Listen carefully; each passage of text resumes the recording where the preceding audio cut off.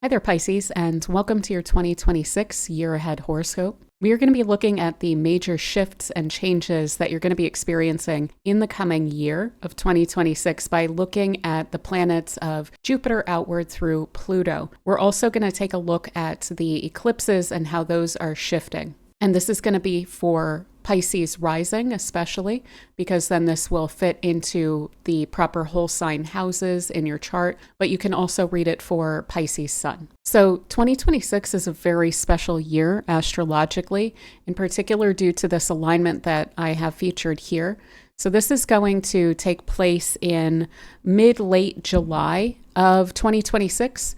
And it's a completely unheard of kind of an alignment where we're going to have all of the outer planets, Pluto, Neptune, and Uranus, as well as Jupiter, all line up at 4 degrees of the signs that they are respectively occupying at that point. So Pluto's going to be at 4 degrees of Aquarius, Neptune at 4 degrees of Aries, Uranus at 4 degrees of Gemini, and Jupiter at 4 degrees of Leo. And they're all going to be aligned to each other like perfectly symmetrically. It's a really stunningly beautiful alignment, but it also looks to me like something of a calling. There's this kind of call to action with this. So I will say, if you do have any placements around 4 degrees in your chart, this is going to be impacting you quite significantly, especially around that July timeframe. And you can check out on astro.com or astroseek.com, look at your chart and see if you have any placements around 4 degrees. And of course, I do year ahead readings and I do natal readings, and I can dive into that for you as well if you're wanting to look into that moment of time a little bit more closely for you. But we're going to be looking at what these planets are going to be doing throughout the year in your chart. So let me lay out for you here what we're going to be kind of digging into. And then what we're going to do is we'll delineate each of these in turn. And as we go, we're going to look at how they are aligned to each other and are therefore strongly reinforcing each other. Because that's one of the most significant things about this alignment is that the themes that they're all bringing up are being reinforced by their alignments to each other. So we are going to be looking at another really significant alignment that's going to be coming up. This is a 36-year repeat alignment that comes up, and it basically speaks to a new 36-year cycle that's going to be coming up for us. That's going to be taking place on the 20th of February of 2026, which is the conjunction of Saturn and Neptune. And that for you will be taking place in your second house. That's going to be just after Neptune moves into Aries at the end of January 26th of 2026, and just after Saturn moves into Aries into your second house on February 14th of 2026. And they will conjoin it on the 20th of February of that year. But beyond that conjunction, notice how they're going to stay in the same sign. They're going to stay in the same house of yours throughout the rest of the year as well. So those themes are going to be coming up quite a bit, and we're going to dig into what that's going to wind up indicating for you. We also then have Uranus moving into Gemini, into your 4th house, and that's going to take place on the 26th of April of 2026, and that's going to continue through the end of the year and even beyond, because Uranus will be staying in Gemini then until about 2032, 2033, so for about 7 years. Jupiter will also move into your 6th house, into Leo, out of your 5th house, and that's going to take place on the 30th of June of 2026.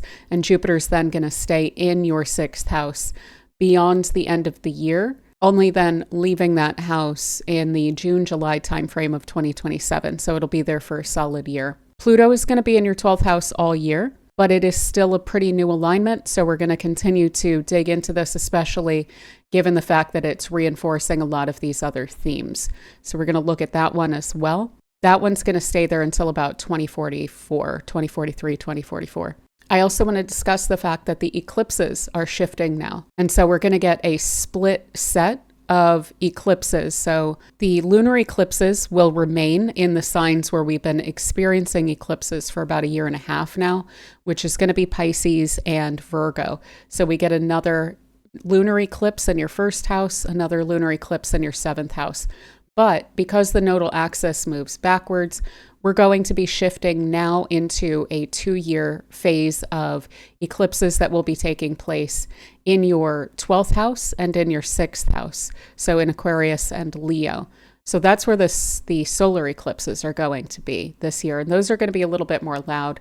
And those will take place in February and August. So with all of that laid out, let's go ahead and finally dig into what all of this is going to mean for you. That Saturn-Neptune conjunction in your 2nd house, that conjunction itself is going to be speaking to themes around healing, releasing, reimagining. This tends to also bring up themes of boundaries and discipline as well. So this alignment tends to dissolve some old structures. It tends to test our faith a bit, and it tends to remove some of our illusions about any given area of our life. So that is going to be in your 2nd house. Your 2nd house has to do with your stability, your security, your resources that you have available to you, both tangible and intangible. This also speaks to your values, what it is that you value and prioritize, as well as your sense of self-value. So this is going to be actively releasing, showing you some illusions that you may have carried around your notions or prioritization around security or self-value. So I would expect for this to play out along the lines of what you have attached that to. It's pointing out where there's some illusions. So this isn't about giving up your security or your self-value. It's about attaching it a little bit more correctly and more thoroughly and more truly to yourself and to what is actually aligned with you going forward. So we're setting into motion basically a new cycle around what makes you feel secure and how that reflects your values. So if there have been any sort of self-limiting beliefs about your level of security, your ability to stand on your own 2 feet, your stability, your resources, those self-limiting beliefs are going to be called strongly into question around this time. And that can be kind of difficult because basically what we wind up feeling as human beings, we don't love to be disillusioned, even though it's very helpful. But it tends to point then us toward where we may have held ourselves back for some time for little other reason than the fact that we didn't have a clear picture, that we were under illusions.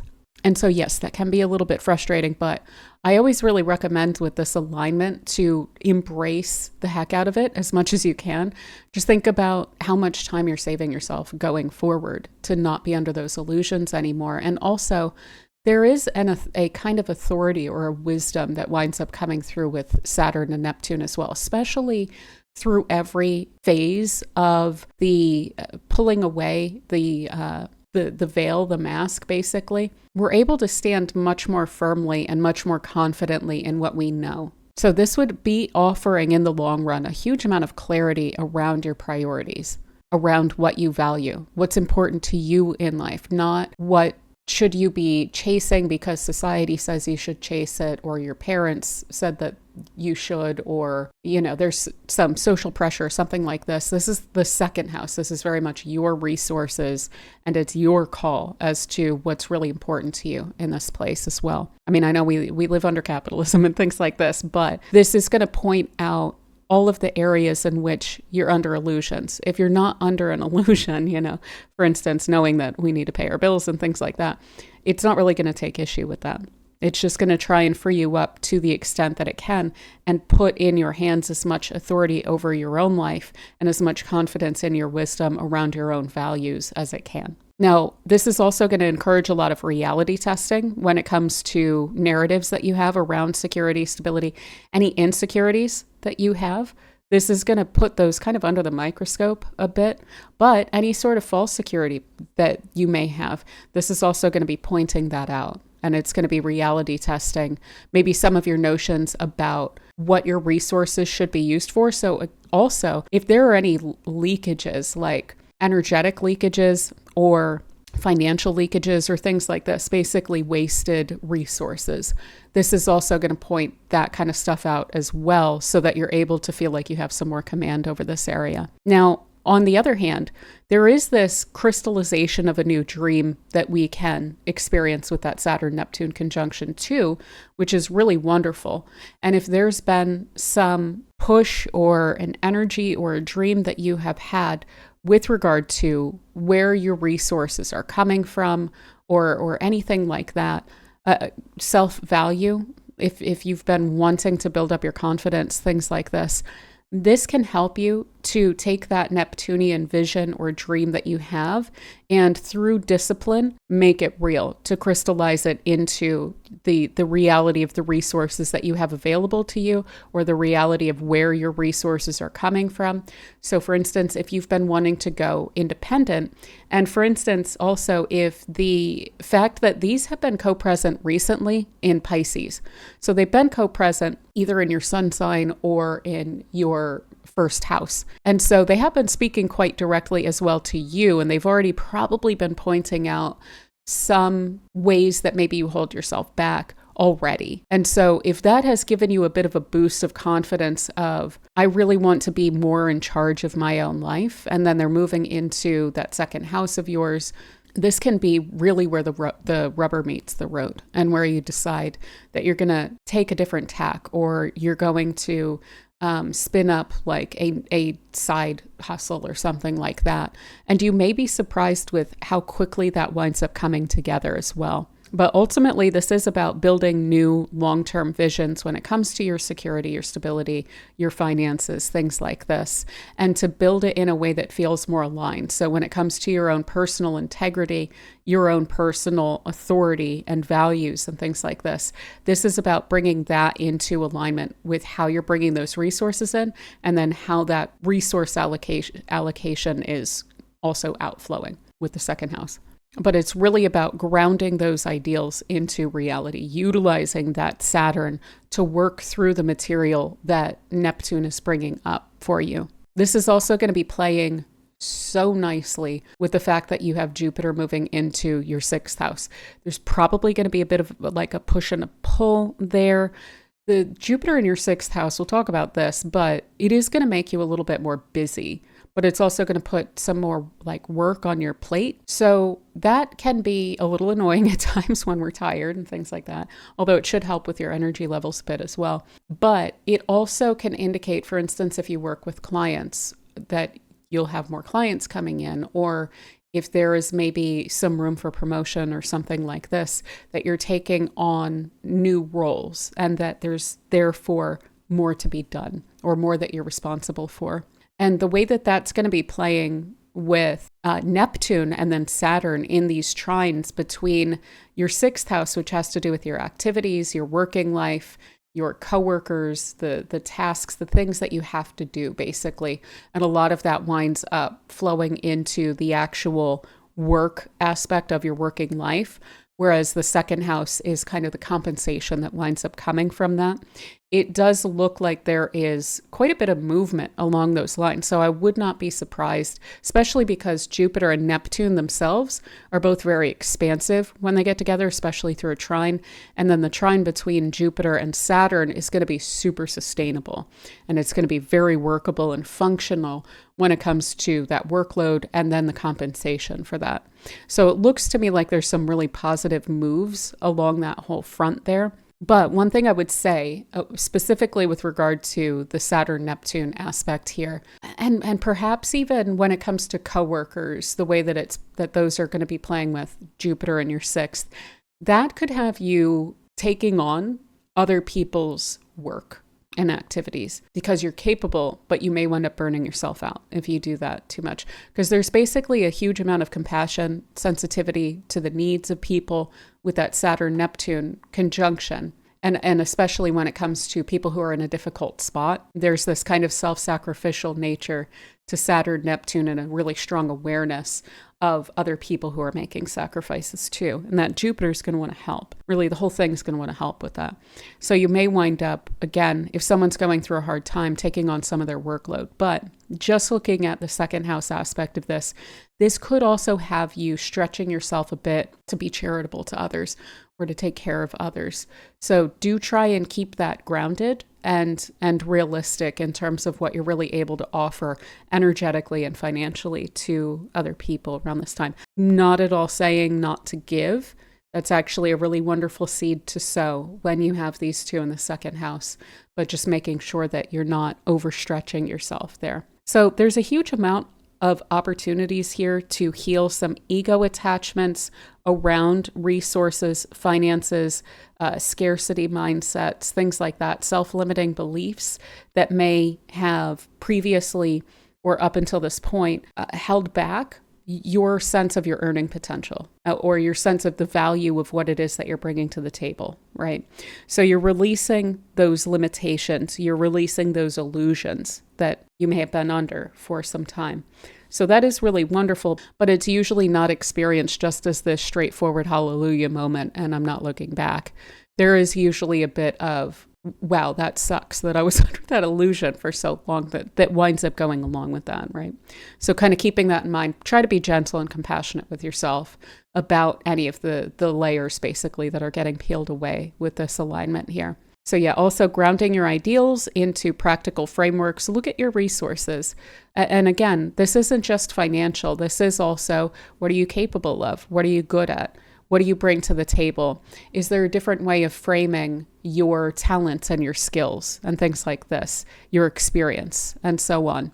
Is there a way to speak to maybe people skills or some of these more like quote unquote soft skills that are, in my view, paramount to pretty much any position, but they do tend to get undersold a bit, things like that. So what is it maybe that you're bringing to the table that you're overlooking, and how can you frame that in a way that's more clear as to why it's valuable and how it creates a kind of more cohesive structure? Again, on a kind of psychological level, we're dealing with boundaries here. So keeping in mind those boundaries around your resources, energetic, material, etc. Also, again, just the application of your skills and things like that. So other people's work, having boundaries with that. Responsibility, being very responsible with the resources that you have and valuing them very appropriately as well. There is a kind of maturation process here as well of your resources and your attitude towards those. But there is also this kind of imagination and idealization that winds up coming through with this alignment, where you're able to envision something better for yourself. And you're able then to apply discipline, apply Saturn to that idealization and make it real, at least insofar as it is realistic. You can bring it into reality with this alignment. Now, on the shadow side of this, again, there can be a little bit of confusion as you're peeling back those layers and things like that. So I feel like it's better to go a bit over optimistic with the Saturn-Neptune conjunction than it is to lean into the kind of woe is me aspect of the peeling back the layers of the onion and so forth. Trying not to lean into guilt around your personal needs, or guilt around your resources, or guilt around what you have available to you versus what others do. See if you can apply that in a compassionate way. See if you can help some other people out. But again, try not to overdo that as well. So also any sort of cynicism around resources, and that also playing into that kind of confusion about worth or guilt around personal needs, the like cynicism around resources, frustration around the way that society works and the way that these things wind up playing out, etc. Try not to get too overly hung up on that. It's, I think, in my personal view, always great to keep in mind that there's complications there, that, we don't always just live in a meritocracy, etc., etc. Things can be complicated. Sometimes we know people who undermine our confidence and our self-worth, etc. But just embracing this kind of new karmic cycle, embracing the release of limits that maybe you have held onto for fear of rocking your security a bit. So releasing some of the limits that felt like a comfort zone, basically, as well. And leaning into that, I think, is basically the best way to work with the energies here. So with that said, let's talk about Uranus in your fourth house. So this one is going to be moving out of your third and into your fourth. So it's been shaking things up around your community, your connections with other people for several years now, for like 7 years, basically. And it's now moving a little bit closer to home as it moves into the fourth house.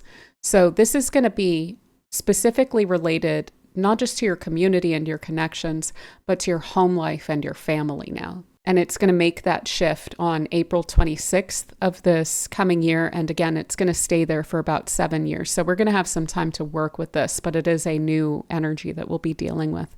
So this is going to be Uranus and Gemini speaking to matters of innovation, freedom, disruption, acceleration, awakening. So there's this kind of rebellious and breakthrough supporting kind of energy that Uranus winds up bringing to this area. When we apply that to home life and family and your sense of your roots and things like this, this may feel like you are shaking yourself very much out of a rut. It could very much encourage literally moving, is the most kind of standard read on that, is making those moves or redefining what home and emotional security mean to you, but on a really fundamental level. So these are profound changes that Uranus winds up bringing through. So I would expect a lot of rapid change, a lot of back and forth, a lot of surprising communications, a lot of surprising new ideas, or an injection of some excitement within your family life, your home life. So this can speak directly to changes that family members are making as well. It's probably going to be a bit of both, where you're making some moves, but this is also going to speak to parents or other family members making some really big moves that are going to wind up impacting you as well.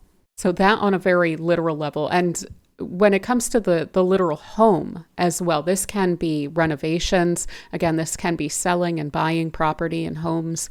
This can be moving somewhere completely different. It can be moving just to a different place in the same area. It can be additions to your family or your living situation, or people moving out, etc. So expecting change kind of across the board on different levels at different times in the coming several years. And some of that will certainly be coming through in this year.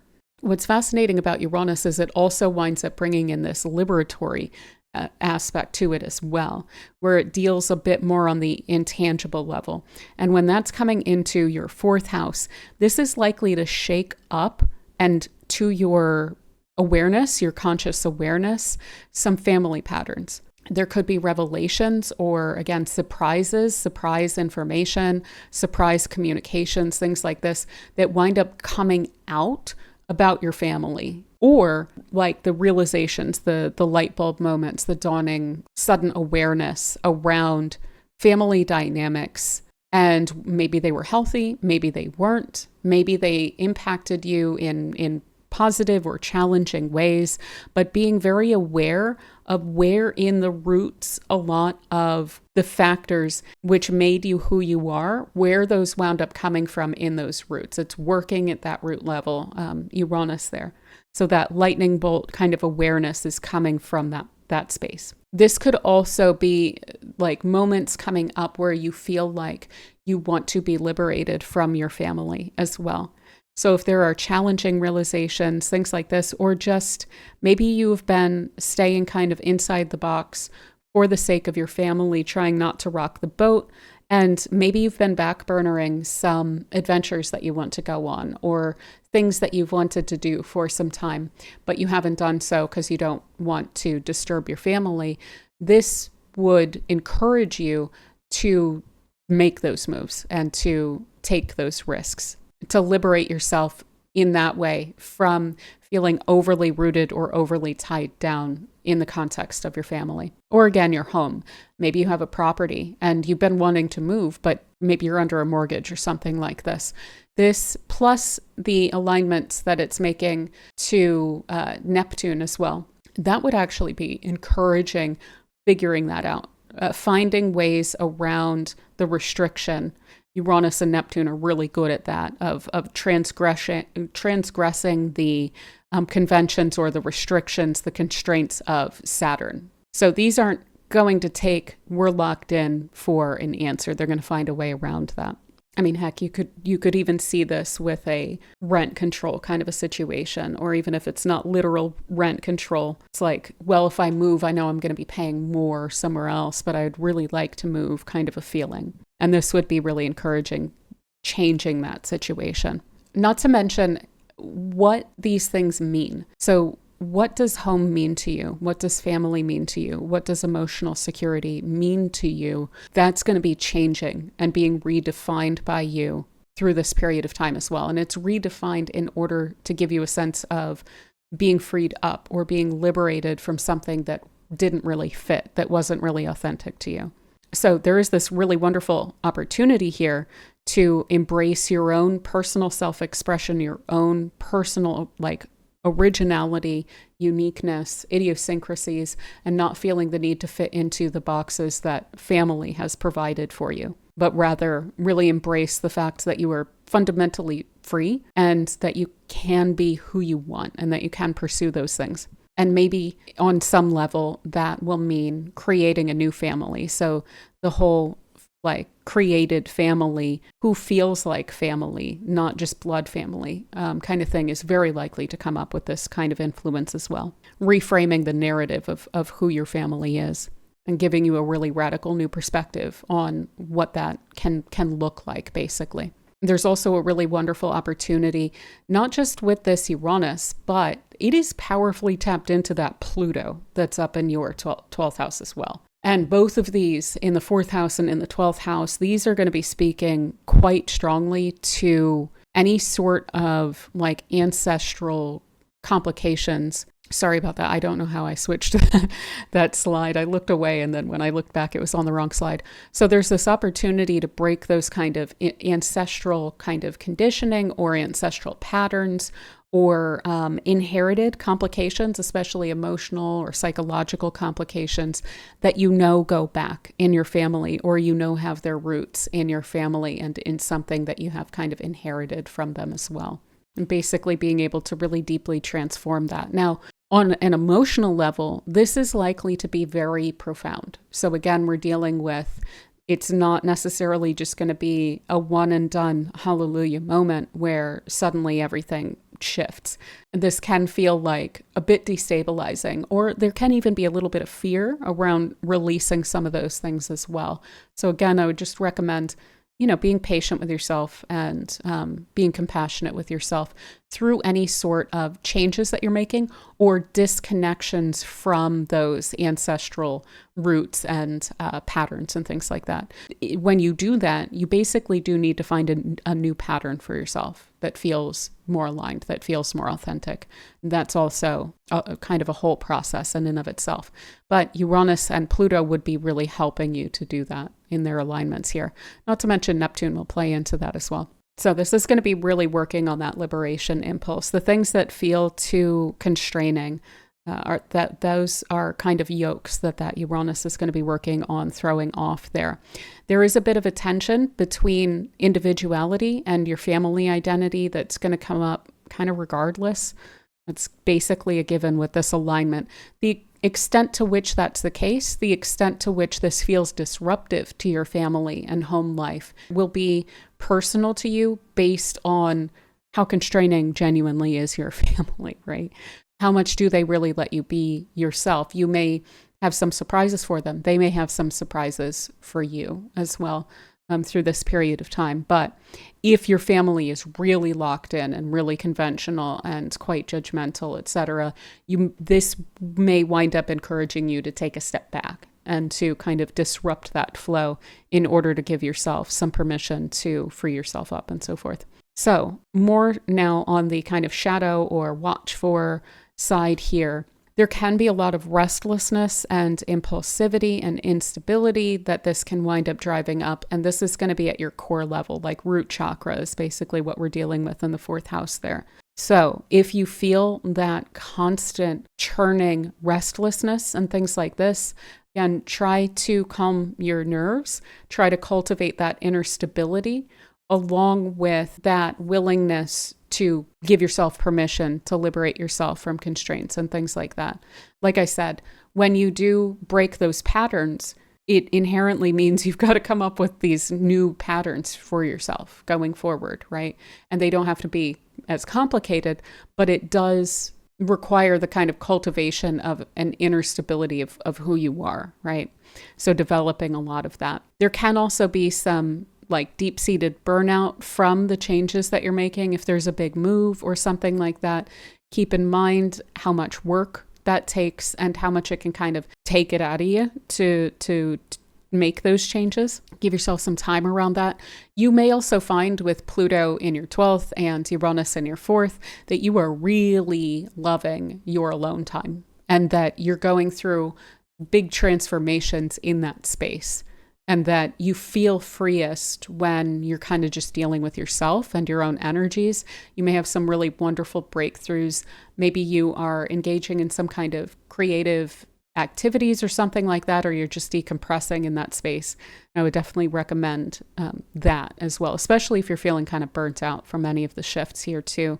Now, there can also be some disconnection or detachment or rebellion just for the sake of rebellion that winds up playing out with Uranus. So again, any of those big shifts that you're wanting to make with regard to family and home life and things like this, I wouldn't gaslight yourself out of it, but I would just give it some time, let it percolate, and then take the action that you feel is really correct along those lines. So basically, maybe try not to door slam family willy-nilly, right? And maybe really give yourself some time to think out any moves that you're making in your home as well. But let's go ahead now and talk about Jupiter in your 6th. So like I said, one of the standard ways that this can play out, Jupiter speaks to a lot or growth. There's opportunity with it. It's usually very welcome. It's usually very helpful, very productive, very orderly. There's a kind of optimism that Jupiter winds up bringing. And especially when it comes to Jupiter and Leo, it's also going to be driving up some courage and creativity and joy and play and things like this as well. So a lot of enthusiasm.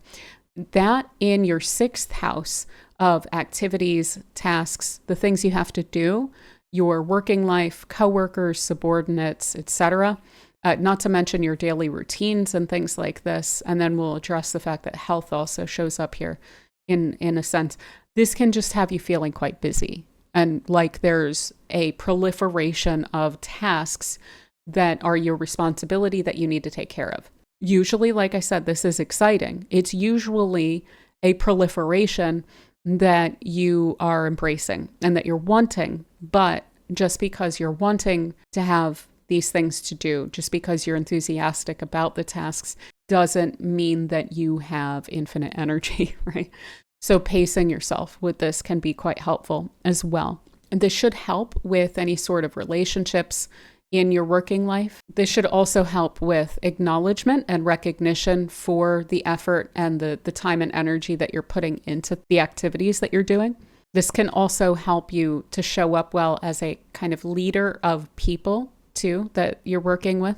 What is perhaps nicest about this is the fact that it's going to be infusing that joy and creativity into the daily routines and the work environment. So it is specifically that enthusiasm that it brings to this area, which can usually be kind of humdrum. And sometimes we don't even get as much done as we maybe should because we're bored of it. This Jupiter is going to help a lot to have you not feel bored of it and to not feel like it's kind of meaningless or anything. This is also going to infuse this area with a sense of meaning as well. So bringing a really good attitude to your working life, to your activities should be really helpful. You should be able to gain a lot of benefit from that, from bringing a really wonderful attitude and getting recognized for that then. Like it's going to be seen when you are generous, when you lead people well, when you bring a sense of order and harmony and consideration to group, like teamwork and things like this. Not to mention when you do your work with a focus on quality, not just getting things done, but doing things really, really well. And taking a lot of pride in your work as well with Jupiter and Leo there. And that can lead to this kind of personal glow up around your activities, around your daily life. So like I said, with the trine between this and then that Neptune out in your 2nd house, if you're bringing a really wonderful attitude to things and you're really valuing the work and the quality that you bring to the table, this can really encourage a step up or a promotion or a raise or something like this as well. And it can also bring you a sense of a lot of confidence in your working life too. This can also encourage taking creative risks and being kind of adventurous in your activities as well. That Jupiter, it's going to spend the first half of the year wrapping its time up in Cancer, and that's in your 5th house. And that is pure joy, pure play. There's a lot of like leisure and just enjoyment of your own energy and a real reinforcement of a love of what it is that pleases you, right? So it's reinforcing that pleasure principle in your life. Now, as it's moving into your 6th house, it's probably going to pull some of that pleasure principle up into that 6th house. So when it comes to making a routine out of being creative, or infusing your routine with that kind of adventurousness, or taking a little bit of risks with that, or freeing that up so that you're able to have a little bit more magic in that place, and you're able to be more excited when you wake up in the morning about the day ahead and any sort of potential surprises or things like that that may wind up awaiting you on that day. And therefore, through that really good energy and showing up really boldly, making wonderful impressions upon people day in and day out here. Again, as I mentioned, this also fuels a lot of generosity, big-heartedness. This is very affirming of others in addition to yourself. And it can also speak to mentorship. So like I said, when it comes to managing people and their energies and consideration of other people, when it comes to helping them out with their tasks, to do things with quality and so on, that's going to help you a lot throughout this period of time. There can be an overstretching or an overextension when it comes to Jupiter. So do try and maybe keep it in check a bit, but you will get recognized for being very warm and considerate, maybe taking people under your wing, coworkers under your wing, and just being very generous with your playfulness, with that enthusiasm within the workplace as well. And also, the more discipline that you can bring into this whole situation, that's also going to be really helpful, and it will be recognized, especially when we get a little bit more into the year and we start getting those really wonderful trines between Saturn in your 2nd and Jupiter in your 6th. Then if you are doing that, really pushing things forward and finding the growth principle in a really sustainable way, discipline, right? That's then going to be really extra rewarded with that trine between the two. That plus, again, what's going on in your 2nd house, really strengthening a sense of self-belief as well as independence in personal evaluation of what you bring to the table and the quality of your work and the standards that you live by. Now, on a health-related level, this can have you burn out. Like I said, it can be doing too much. It can be kind of burning the candle at both ends, especially if you are spinning up some kind of a side hustle or something like that. That can speak to having a lot on your plate as well, but it may feel like you're working a crazy amount of hours or something like this. So do try to watch out for that overcommitment, that burnout as well. Aside from that, Jupiter in the 6th is typically helpful when it comes to your health. It's usually something of a protective quality that winds up coming into the house. Of course, I'm not a doctor, I have to say that. But also watch out a bit for those daily stresses and things like that, being really dramatic about that and maybe overlooking some of the daily stresses that other people are going through or just kind of speaking over it. Jupiter and Leo can go really over the top with the dramatization.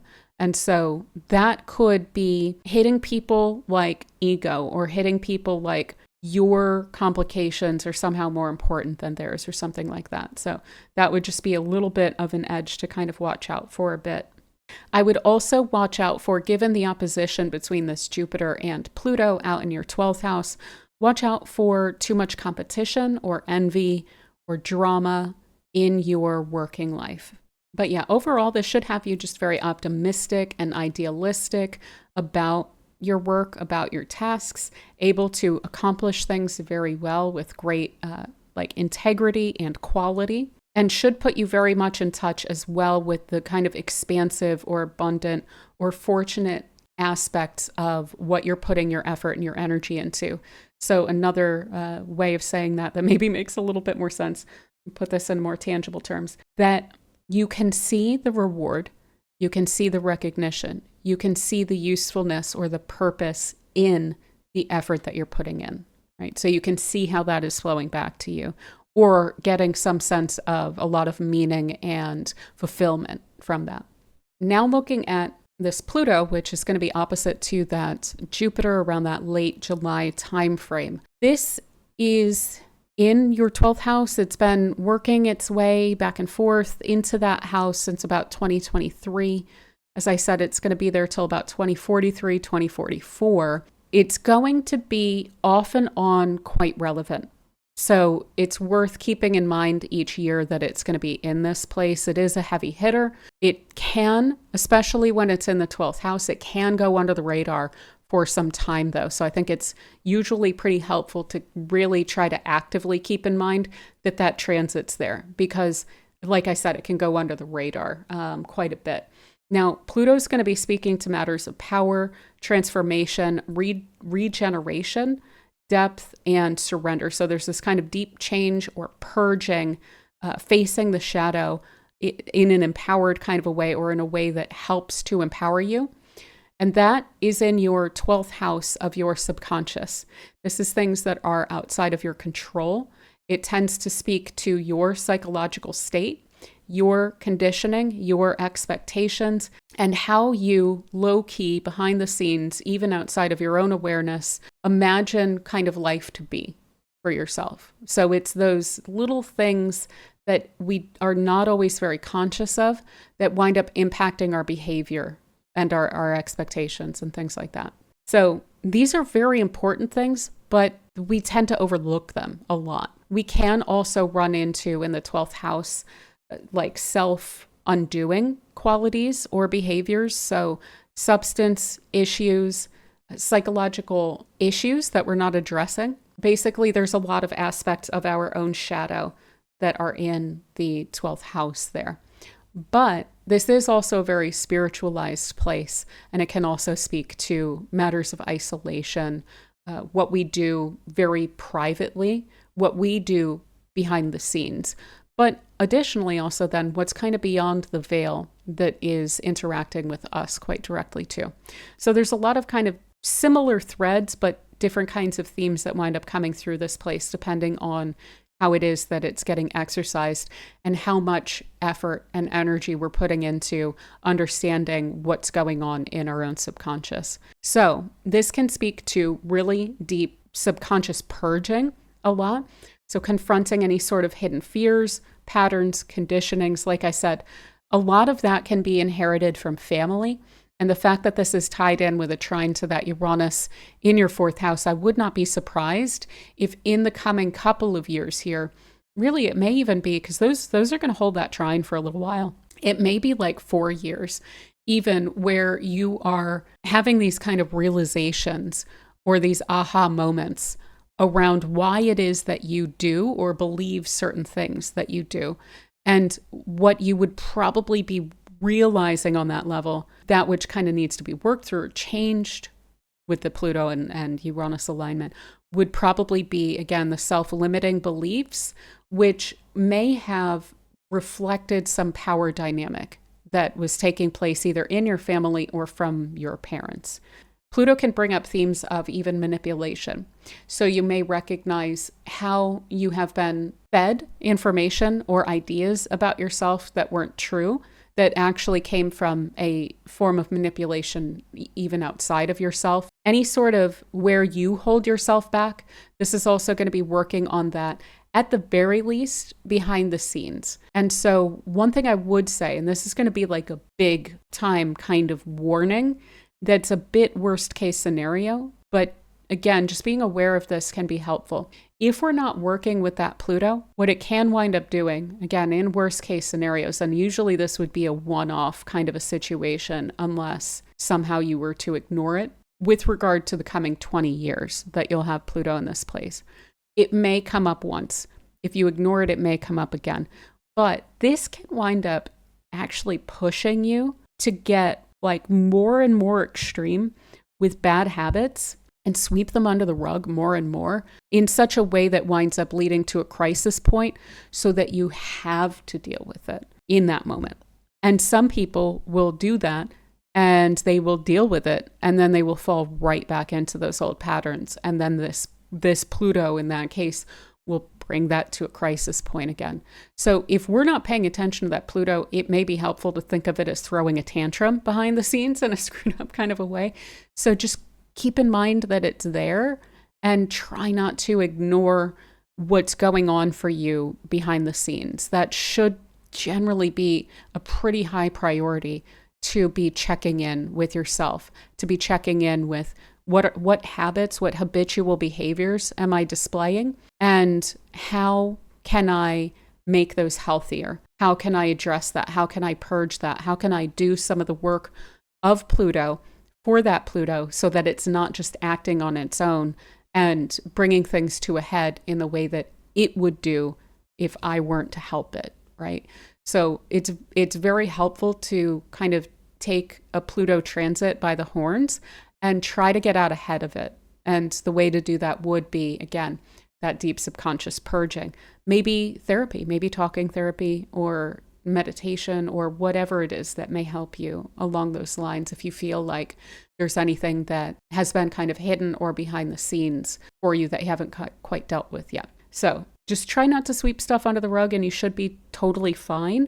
And in that case, this may be a transit that in the coming 20 years or so gets you super fascinated into researching meditation or psychology, like psychoanalysis, the shadow, things like that. And possibly even then those habits that other people can wind up getting into, just kind of digging into it and researching it quite a bit without needing to be brought to some kind of crisis, yourself to have to be forced into that. So this will have some like encounters with matters of power and control dynamics for you, but in your own experience, this may not be something that is overt, that is happening right now. It can be a realization about how those things, how power dynamics, how control dynamics have had an impact on you and your subconscious up until this point, right? So there is this kind of death and rebirth, cyclical nature to that Pluto as well. And so it may feel like there's that internal purging and so forth is making you a new person ultimately through digging up those truths about who you are truly. I also feel like there's an aspect of the true self that is in that 12th house to be tapped into as well. And this can also put you in touch with that.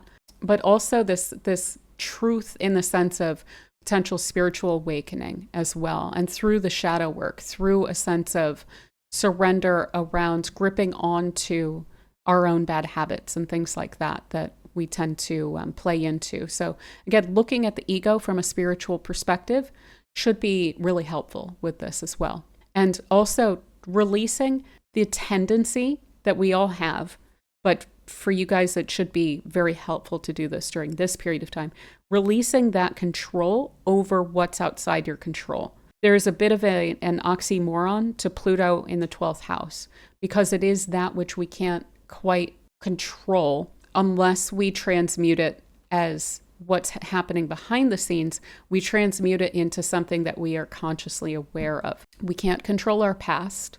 We can't necessarily control how we've been conditioned or things like this, but we can bring that into our conscious awareness and try to purge it along those lines. But again, like there's this weird kind of trying to control the uncontrollables that could show up as a shadow aspect to this alignment as well. Also trusting in the unseen. So trusting that spiritual energies that you're working with, and I would be actually using a lot of like energetic hygiene practices and things like that, maybe smudging quite a bit, any sort of other practices that are going to hopefully prevent you from connecting to complicated energies or things like this, but then trusting in that to work with you when it comes to digging into the subconscious and so forth. So yeah, really intense purification and renewal, recognition or some moments of weird awareness around your subconscious drives and desires and things like that, revealing aspects of your true self as well, and reclaiming a sense of inner power and autonomy. So all those little factors around how other people have controlled or had some power over your subconscious. Just because we can't necessarily control those things in an active way, if they are in the subconscious, that doesn't mean that we should allow for other people to have that control over those things. We can at least deny that control, right? So this does call for really radical emotional honesty, really deep healing, and the shadow aspects of this that should potentially be watched for as habits in and of themselves that maybe you engage with or maybe you sweep under the rug, but any sort of manipulation or control or obsession kinds of tendencies that you may have about things, looking at that, maybe trying not to lean too hard into that. Power struggles or big fears of loss, like subconscious, inexplicable fears around loss, or again, scarcity mindset, or being totally bereft or being left alone, or things like this, looking at those things, because sunshine is going to be the best disinfectant always when we're dealing with Pluto. If it is not allowed to just stay in the shadows, all the better, if we can be very aware of what's going on there. Also resisting the surrender that's called for. So making excuses for bad habits, things like that. That's going to bring up some of the more complicated aspects of that Pluto. So try not to resist surrender around those things. And also, if you are working on your spiritual development, things like this, do try to be a bit aware of like psychic overload or overwhelm. We cannot be 100% of the time doing thorough and complete and maximum deep level healing. That's going to wear you out. That's a lot of work. That is arguably a lot more work than activity is, so remember to pull yourself back to that Jupiter at times, which is the practical, mundane aspects of reality. And that should be going quite well, and you should be able to be optimistic about that. So that bouncing back and forth between those things should probably be kind of the healthiest way to wind up approaching that. Sometimes pull yourself out of that isolation. Sometimes pull yourself out of that deep healing work. We can't do it 100% of the time. And the focus here should be on a sustainable long-term, this is a 20-year transit, right? So that long-term development of the inner peace. And remember how that Saturn-Neptune conjunction in your second is also encouraging you to work up, and that Uranus as well, internal security and stability, and rooting that very much in your own self. So this is going to be working deeply on your instincts, your willpower, shadow integration, as well as a recognition of your ability to regenerate yourself too, and the power that you have over who you are and over yourself as well. So do try and lean into the kind of empowerment aspects of this, as well as individuation. Again, pretty much with all of your alignments, individuation is going to help quite a bit. Now, we will still have those lunar eclipses in your first and seventh houses.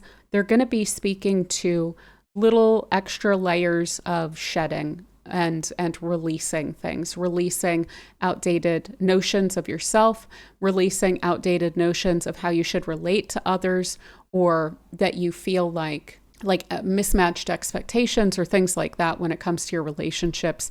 There may still be some people that are exiting your life with that lunar eclipse in Virgo. But now we have the solar eclipses in this year. The solar eclipse in Aquarius in your 12th house is going to be on February 17th. And then the solar eclipse in Leo, which is going to take place in your 6th house, that's going to be on August 12th there. And those eclipses, the solar eclipses this year, are going to be reinforcing what I was saying about the Jupiter-Pluto opposition that's coming up here too. So there is a potential for a lot of growth through that spiritual surrender, through the purging dynamics, through the bringing your awareness to your subconscious, either through meditation or depth psychology or whatnot. But also being compassionate, certainly leaning into your compassion for people generally, but also for yourself and for any sort of difficult experiences that you've had, that you are working on, that you're healing, that you're purging. Try to be gentle with yourself. You're really encouraged to do that when that North Node is moving into your 12th house. And additionally, remember how I was saying sometimes pull yourself out of the Pluto in the 12th house and come back to that Jupiter in the 6th, come back to the real world. So we also, though, don't want to over-identify with duty, with productivity, such that we are making ourselves busy and giving ourselves busy work so that we have an excuse to not do the shadow work, right?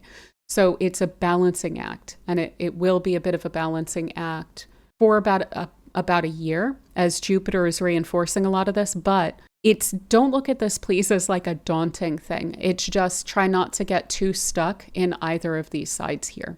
You're not just the work that you do, but you're also not just the healing that you've done. It's okay to try to create material resources for yourself, but it's also okay to really identify strongly with your convictions and your values and your spiritual beliefs and things like this, and to try to make sure that those are not getting trampled by too much of a focus on the material, right? So it's going to be strongly about balance when it comes to those things. On the shadow side of this, again, dissociating, making yourself busy, and just checking out of your mind, and especially what's going on in your subconscious, by keeping yourself just kind of too busy or overworking. A lack of boundaries can also be the case with the 6th house.